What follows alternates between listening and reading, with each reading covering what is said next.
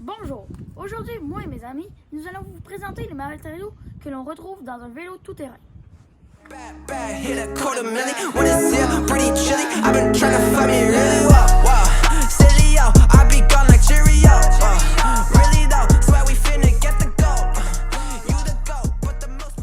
Premièrement, les matériaux que l'on retrouve dans les cordes de VTT.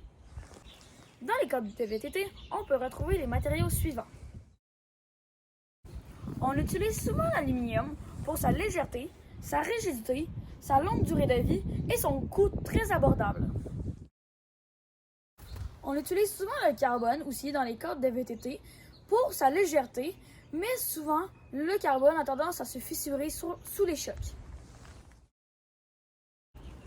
Le titane est souvent utilisé pour sa légèreté, sa longue durée de vie et sa rigidité, mais il est très cher. L'acier est lourd, rigide, pas cher et il a une longue durée de vie. Les matériaux dans la fourche du VTT. La fourche du VTT relie la roue au cadre. Et souvent, dans les VTT, il y a une suspension. On peut retrouver approximativement 5 matériaux dans la fourche d'un VTT. Dans la fourche, on peut retrouver les matériaux suivants. Le carbone, le chromoly, le titane, l'acier et l'aluminium. La chaîne est la pièce qui permet à la roue arrière de tourner. On ne retrouve généralement qu'un seul matériau dans la chaîne, et c'est l'acier car il est solide pour résister aux pressions du pédalage.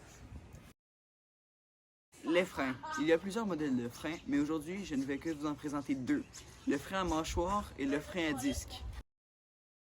Le frein à mâchoire est un frein qui va venir peser sur le côté de la roue pour la faire arrêter de tourner. Il peut y avoir deux matériaux dans ce frein, le cuir et le caoutchouc, pour avoir une bonne friction. Les matériaux qu'on peut retrouver dans des freins sont l'acier inoxydable, la fonte qui est un alliage de fer et de carbone, le carbone qui fonctionne mieux à haute température et la céramique qui est plutôt chère mais qui est le matériau idéal. Et pour vous expliquer le deuxième frein, j'appelle mon mécano.